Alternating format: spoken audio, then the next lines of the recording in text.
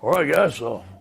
Proud to introduce these outstanding three new staff members to Louisiana State University Fighting LSU Tigers. I want to start with our defensive coordinator, Daronte Jones. He's going to be the defensive coordinator and coach the safeties. Very impressive young man. The one thing that was really critical for me and all these hires is when I listened to them on the interview, how they would speak to our players and how they connect to our players. And all three of these guys did a tremendous job in that area. Daronte Jones came highly recommended by Dave Aranda, who we all have a lot of respect for here at LSU. And also Mike Zimmer, who's a great coach at the Minnesota Vikings and was from the Dallas Cowboy family.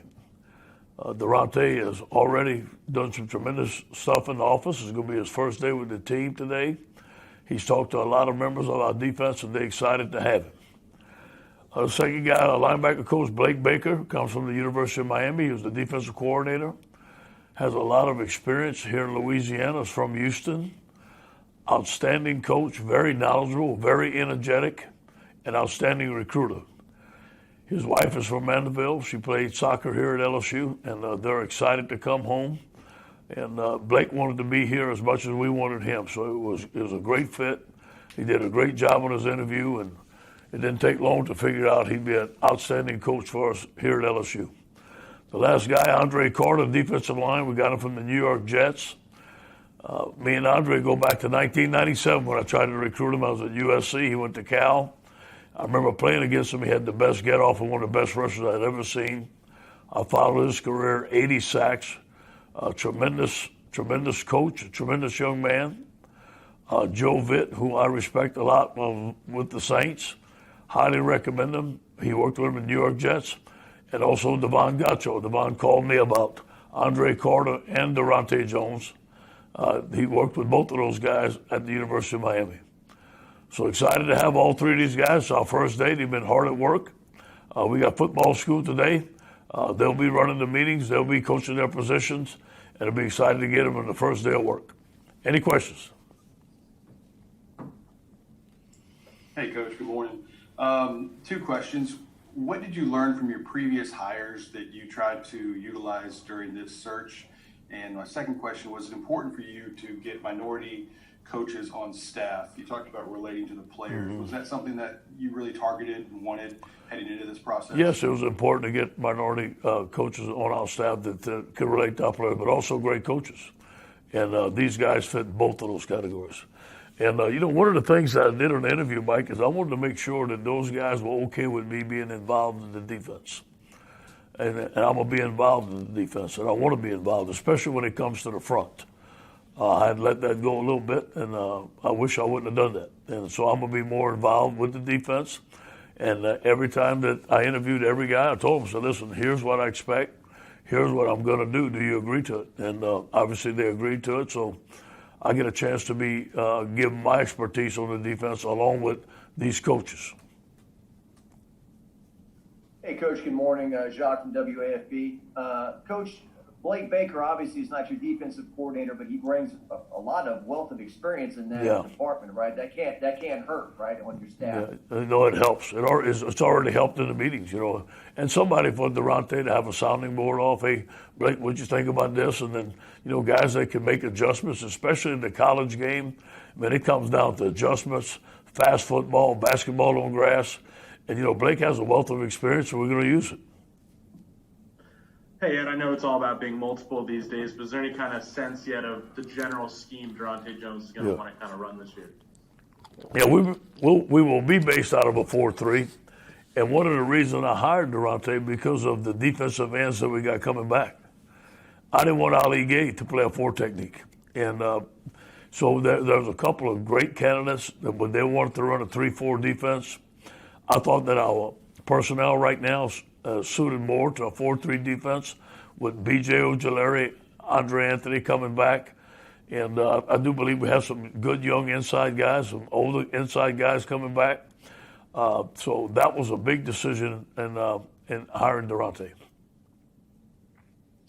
Hey, Coach. Garland Gill, Fox State of New Orleans. I know National Sign Day isn't the same now that early National Sign Day has taken so much precedence. How excited are you for tomorrow? You still have 5 spots. What are you looking for on Wednesday? Yeah, we have 2 solid commitments right now, and we have a couple of guys that we're 50-50 with. Could go either way, and we'll see how it goes tonight. But I also want to keep a couple for transfers. We're looking for graduate transfers or transfers at need position, and one of them is a linebacker position, our best player available. It doesn't hurt to maybe have 2 or 3 scholarships with all the transfers that we have to fill in specific needs.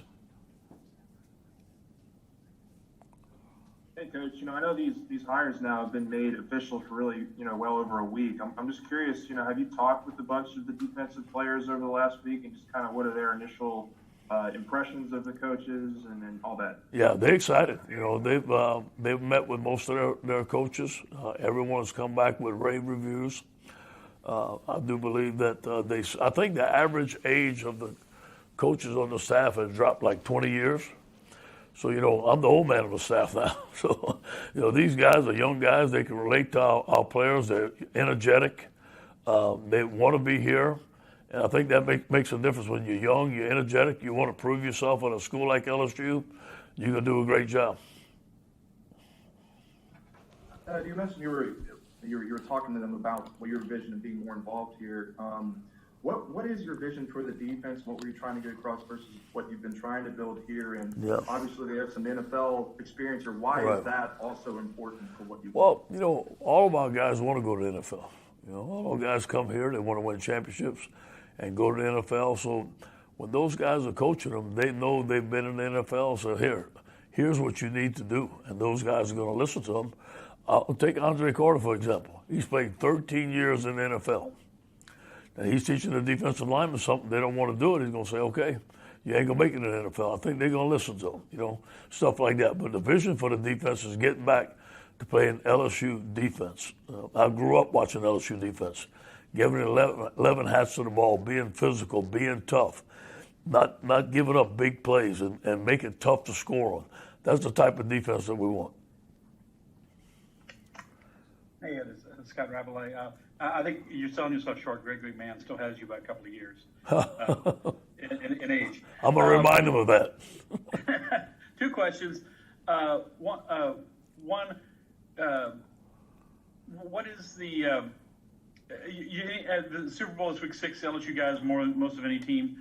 What pride do you take in that? Obviously, you coached a lot of these guys. Yeah. And second of all, with defenses today, you talk about playing LSU defense. Has it changed in terms of what is an effective defense? Yeah. Because people are scoring more points and getting more yards. I mean, is it? And y'all did a good job of disrupting last year. Is it disrupting? Is it making big plays on defense? Has it changed a little bit over the years? Yeah, it has changed. When I grew up, the goal was holding them 13 points or less. That's not happening nowadays.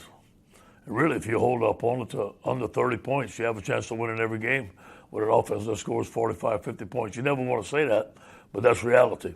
And I think that the thing that I want on defense is for us to keep the ball in front of us, keep our eyes on the quarterback, play more zone coverage, continue with a great pass rush, and make it hard for them to go down the field and not give up explosive plays. What was the other question, Scott? Super Bowl, oh yeah. All the players in the Super Bowl. Proud of them. Most of any school. Proud of them. Look, we're selling that to our recruits. And every recruit I talked to this week, I'm proud of them. People ask me who I'm pulling for in the Super Bowl. I'm just pulling for the Tigers, man. They have Tigers on both sides, so I'm pulling for them. Okay, we've got time for one more, Shay. Hey, Coach, what this second signing day period has sort of turned into a thing where it seems like colleges are balancing who do we need to hold spots for maybe in the portal down the line versus who should we go ahead and take now? What's that balancing act like now that you've gone through a couple of cycles with it? Well, the experience tells me to save a couple of scholarships to get great graduate transfers. I wouldn't want to go into the spring not having spots for great graduate transfers or anybody to transfer portal. I do believe we'll have at least 2 or maybe 3. And then we're looking at specific needs, especially at linebacker.